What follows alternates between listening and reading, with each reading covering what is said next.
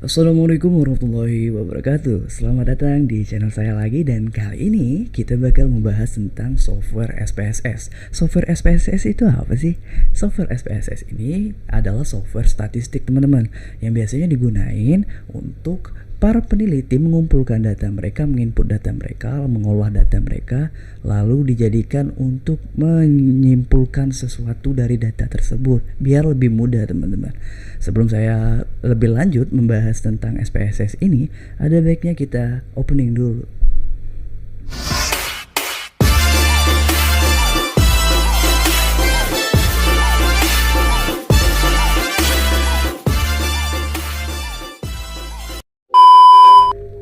Ya, langsung saja kita masuk ke Excel dulu ya teman-teman. Jadi di statistik itu biasanya menggunakan dua data, biasanya yang saya tahu ya, menggunakan dua data, yaitu data primer dan juga data sekunder.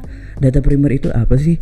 Data primer itu merupakan kuesioner teman-teman. Jadi kalian ngumpulin secara mandiri. Kalian bikin kuesioner, mungkin itu tentang e-commerce, mungkin itu tentang e-wallet, ataupun tentang makanan yang kalian suka. Nah, kalian bikin kuesionernya, bikin 3 variabel X ataupun 1 Y, ataupun ya variabelnya terserah kalian lah. Nah, itu data primer. Kalau data sekunder sendiri, datanya udah terkumpul teman-teman, udah dari laporan keuangan perusahaan yang mau kita teliti. Nah, seperti yang saya ambil, 3 perusahaan ini merupakan 3 perusahaan farmasi teman-teman, bisa kalian lihat ya. Nah, ini ada perusahaan Kalbe Farma, perusahaan Merch, dan juga perusahaan Sido Muncul. Ini data sekunder teman-teman. Data sekunder ini datanya diambil dari laporan keuangan perusahaan tersebut. Nah, X yang saya gunakan, variabel yang saya gunakan itu adalah ROA, ROE, dan X ketiganya itu net profit margin teman-teman, bisa kalian lihat di sini.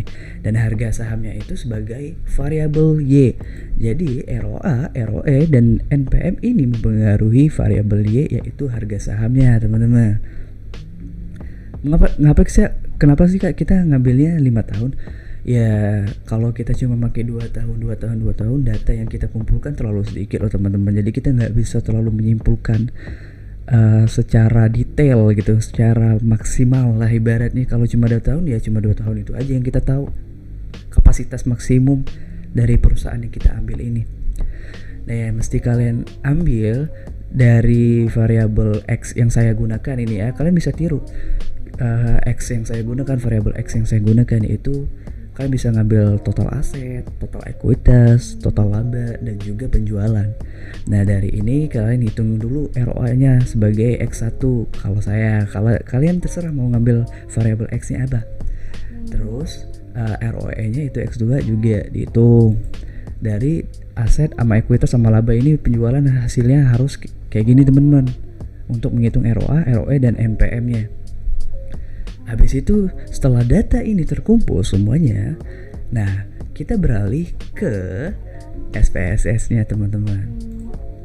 Nah, ini SPSS-nya. Tampilan SPSS-nya bakal seperti ini. Kalian harus klik ke variable view-nya dulu ya, jangan ke data view.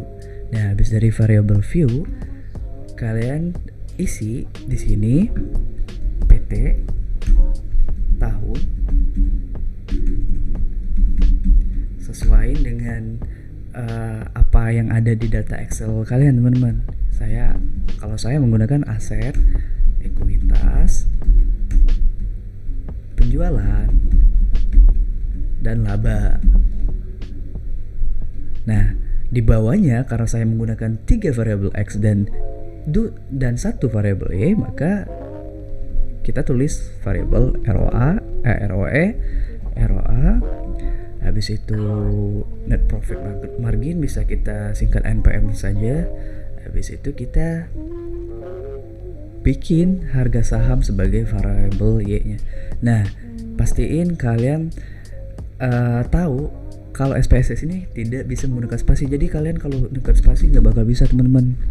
Caranya harus menggunakan underscore atau dash seperti ini. Nah, harga saham sini bisa kalian lihat.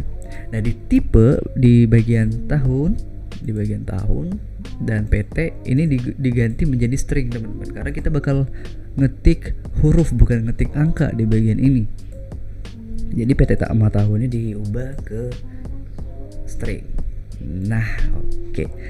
Nah, ininya emang nominal, ininya juga nominal, ininya nominal, sampai ke laba itu nominal teman-teman. X1, X2, X3 sama Y, variabel Y-nya itu kita menggunakan scale. Karena kita bakal menghitung skala dari ini. Habis kalian ngisi sesuai seperti yang ini, measure-nya udah nominal sampai laba, terus variabel X-nya dan variabel Y-nya itu scale, kalian bisa lanjut ke data view. Nah, di data view ini barulah kalian menginput data dari data sekunder. Nah, dari data sekunder yang ini kalian input teman-teman, kalian input ke SPSS-nya, mulai dari aset, ekuitas, laba, penjualan, ROA, ROE, tinggal input saja teman-teman. Oke, kita lanjutin. Nah, di data view-nya udah saya isi sesuai dengan data sekunder yang ini teman-teman. Nah, kita lanjut ke data view. Ada sedikit beberapa ralat yang saya ubah dari variable view-nya seperti ini teman-teman. Variable X-nya desimalnya tadi sebelumnya 2, saya ubah ke 4 biar lebih enak aja dilihat menurut saya teman-teman. Kalian bisa sesuai keinginan kalian. Nah, jika udah sesuai dengan data-data di Excel, yang tinggal kalian lakukan itu gampang banget teman-teman. Untuk uji frekuensis dan uji deskriptifnya itu tinggal klik analyze. Ini kita bakal ngelakuin uji frekuensisnya terlebih dahulu ya teman-teman. Habis itu kalian klik frekuensi. Nah, pastiin variabel X-nya udah di bagian sini. Variabel X dan variabel Y ya, ralat. Nah, yang dimasukin ke sini hanya variabel ROA, ROE, NPM, harga saham. Cara masukinnya gimana sih Kak? Cara masukinnya gampang. Ini saya balikin dulu. Nah, sebelumnya itu seperti ini. Untuk masukin ke sini sama, kalian blok yang variabel-variabelnya seperti ROA, ROE, NPM, harga saham. Nah, kalian klik tombol panah yang nyiku. Wah, nyiku banget nih. Nah, kalian klik tombol ini.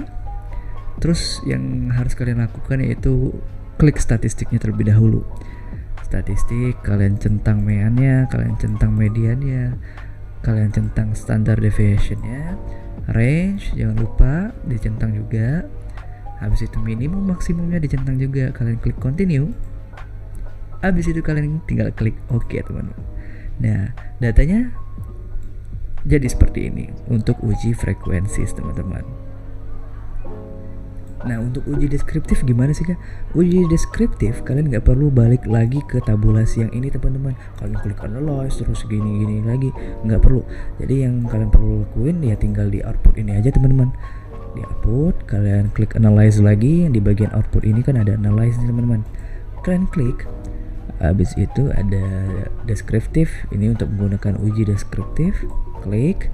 Habis itu sama seperti tadi, masukin semua variabelnya ke sebelah kanan ini. Statistiknya kok nggak ada lagi sih Kak? Ya nggak ada lagi, soalnya udah di tabel yang output frekuensi itu. Jadi sama, data file frekuensis dan uji deskriptif ini sama. Jadi nggak perlu lagi untuk statistik yang tadi. Nah, jadi tinggal kalian klik OK aja teman-teman.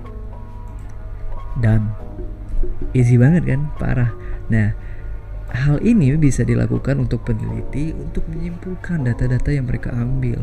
Kalau data sekunder seperti yang dijelaskan tadi dari laporan keuangan, dan data primer itu dari kuesioner penelitiannya. Jadi sekian dari saya untuk video penjelasan singkat. Mohon maaf ya apabila penjelasan saya terlalu cepat ataupun ada kesalahan-kesalahan sedikit. Mohon maaf atas kesalahan saya. Sampai jumpa di video selanjutnya. See you and bye-bye.